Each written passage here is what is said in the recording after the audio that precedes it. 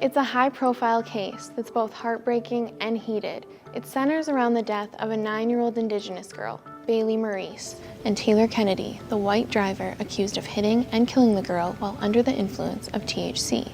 And the trial is complicated. The whole case could fall apart based on charter arguments.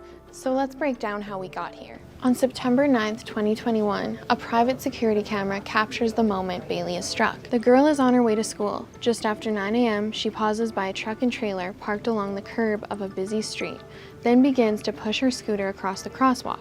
The driver of a black truck strikes the girl, and she dies from her injuries. I'm just tired of seeing Saskatoon drivers drive around with privilege. It's not fair. Months go by, with no charges. Anger in the community grows. 90 days without any charges laid, 100 days without any charges laid, 124. And Baleigh's mother accuses the Saskatoon police of racism. Police say they're waiting on lab results. Then, in March 2022, Kennedy is charged with impaired driving causing death. She's the first person in Saskatchewan to be charged for causing a death while driving under the influence of THC. There's videos of Taylor Kennedy hitting Baeleigh Maurice. She did not slow down.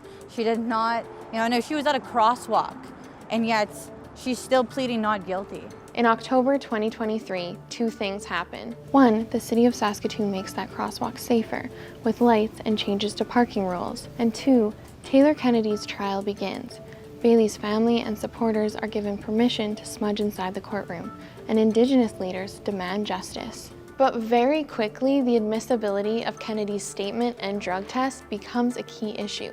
The judge might not accept this evidence. The police officers who spoke to Kennedy right after the crash told the judge they had no reason to believe she might be impaired. She told an officer she used mushrooms and cannabis for anxiety, including within the past 24 hours.